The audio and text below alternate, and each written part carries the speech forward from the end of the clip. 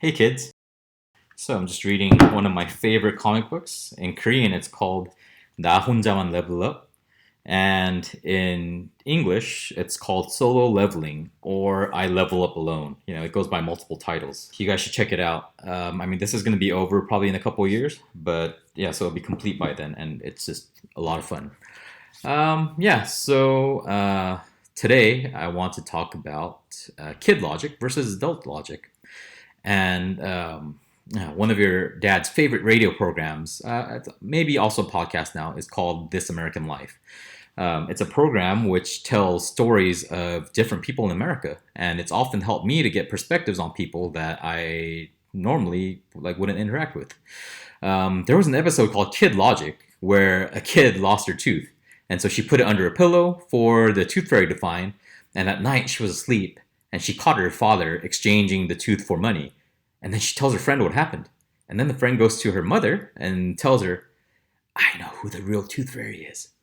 And feeling a little anxious, her mom asks, "Okay, who is it?" And the child says, "It's so and so's dad."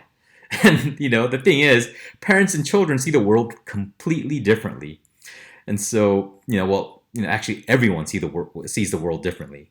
We have different experiences, and we grow up in different environments and cultures. With you guys who have a mother who's very Korean and the father who's more American, and growing up in Germany, we'll probably think very different from your mom and your dad. And even as adults, your mom and dad never see eye to eye because we're very different people. But with children, it's even more difficult. You see, even though we all have experiences growing up, we forget that we were like what we were like before, and we forget how we thought, and we completely forget our kid logic. So I also experienced this firsthand. Your grandparents moved us from Korea to the U.S. when I was 6 years old, and while I'm sure they, changed a bit from their surroundings, for the most part they stayed pretty Korean. As I hit my teenage years, your grandparents just could not understand what I was going through and how I thought as an American kid. And having grown up in a communal culture, they made sure that I understood shame and to be cognizant of those around me.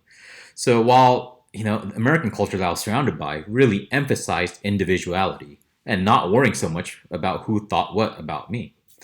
So while I could be completely open and transparent with my close friends, I was really secretive about everything to your grandparents. It's not that your grandmother was a bad person. In fact, your grandparents are great people. But your grandmother would often say things that would just totally embarrass me. Looking back, they weren't anything big, but it was a lot of little things. For example, like I could not say that some girl or woman was attractive or compare her to some attractive like a celebrity because your grandmother would immediately quip saying something about me having a crush on them. And that would just, like I don't think she was ever joking either. And I don't know why, but your grandmother always was like trying to catch me browsing porn on my computer. So she would, silently creep up to my room and suddenly fling open the door in the middle of the night. And she never caught me. But, who knows what she would have done if she had caught me. And, I really think that it was pretty ridiculous. I mean, think about it. I was a teenage boy. Of course I was going to be watching porn every chance I got. Although, your grandfather did catch me once, and, he was a dude, so he understood what I was, where I was coming from. Or another time, someone I used to hang out with occasionally committed suicide. And I overheard your grandparents talking about the incident, and I mentioned that I knew him and that we used to hang out back in the day. But I hadn't actually seen him for a few years. And that really worried your grandmother, that I was hanging out with the wrong crowd. And as a parent, maybe, they did have a right to be concerned. But at the time, I thought that was just a horrible way to label someone who had just died as somebody who was unfit to befriend. So, I made sure that your grandmother, never had a say in who I saw or what I did with them. When I was young, our family was quite poor. We were never on the verge of going hungry or anything like that. But we just couldn't afford to, much more than the necessities.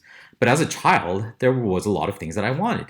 I think it was when I was 3 or 4 years old, I asked for something almost every single day. And I'm sure it drove your grandparents crazy because it drives me crazy every time you ask for a new Lego. And I think this happens once a day or so as well. But yeah, I, really can't imagine how, crazy it drove them. But because I would ask for things they couldn't afford at times, they would severely scold me. And while this was completely wrong on my part as a child, I always felt like they valued money more than they valued me. And the thing was, when I was young, I don't remember ever being told that they loved me. Maybe your grandmother did, but I don't think your grandfather ever did. And it wasn't really part of their culture to be verbally affectionate like that. You see it, but when I was growing up and watching TV and American TV, parents are always telling their kids how much they love them. And I'm always telling you guys how much I love you guys. Yeah, I don't remember what it was exactly about, but when I was around, around age 12 or 15, I often contemplated suicide because I felt like I was such a drain on my parents' resources and that their lives would just be so much better if I weren't around.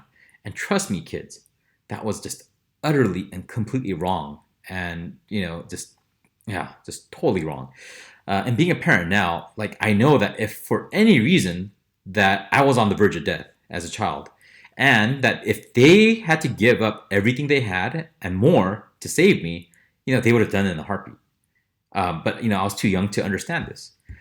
And because of these misunderstandings, our family became somewhat dysfunctional, at least in my point of view. Just to clarify, the reason I always say your grandmother and not your grandfather is because usually your grandfather thought through things a little bit more. He was a bit quieter. He didn't say much. And, maybe he was a bit more understanding because he understood what it was like to be a boy growing up. But either way, it was your grandfather and your grandmother who were both my parents. And, I eventually just became very uncomfortable sharing anything with them. And it got pretty bad. And they had no idea how I was doing in school. They had little idea who I was hanging out with or what I was doing. And by the time I was in junior high and in high school, I felt like my parents just didn't know me at all. And this was stressful for all of us because deep down, I also wanted to have a good relationship with my parents. And I just did not know how to do that. To me, watching, American kids on TV talk to their parents about their life problems and, just things that are going on was just completely alien to me. This is the point where, I should apologize to you kids because, I know that many of the mistakes my parents made, I will make. I'll try to avoid them, but not everything is avoidable, honestly. And so, kids, I'm sorry that I'm not always able to see eye to eye with you, and I'm even more sorry sometimes that I don't even try to understand you guys. Sometimes I'm just so frustrated by the lack of the adult logic you guys possess, and I become unable to think clearly and calm down to try to see it from your point of view. And I'm really sorry if I ever make you feel misunderstood. But, know that this is something that I'm constantly working on. And this is something I expect to constantly fail at. I'll continuously try until you guys are one day old enough to understand. And, we can both try to understand each other. I thought I was going to be an excellent father when I was young. I love kids. I got along with them great. But hanging out with kids actually that you can't hand back to parents is very different from, hanging out with, somebody else's kids. And soon I realized that I'm not as patient as I thought, and that I'm not as even-tempered as I thought, and that like everyone else, being tired really affects my mood, and being asked for something repeatedly and having to repeatedly say no wears on me mentally. And I think I will forever be sorry to you guys for not being able to always be the patient and loving parent who understands you guys in all situations. There are a lot of things that we do automatically, and if we're not cognizant of it, we often just react to situations rather than think through and solve the situations properly. This is where kids and adults are supposed to be different. Adults are supposed to have a more fully formed prefrontal cortex, which doesn't fully develop until you're about 25 years old. So we're supposed to be more rational and do things with a more level head, but often our amygdala kicks in and we become no better than children dealing with highly emotional situations. The point I want to make is this. No matter what, no matter how much difficulty we have understanding each other, please, you guys have to know that I love you. I love you guys so, so very much. This is why I always tell you guys every night that I love you. This is why sometimes I hold you guys and ask, do you know how much I love you?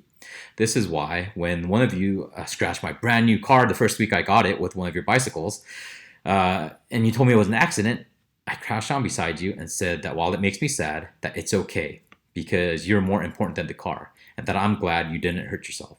And of course, I made sure to tell you to be careful, and ever since then you were. because I want to make sure that nothing I possess is more valuable to me than you guys.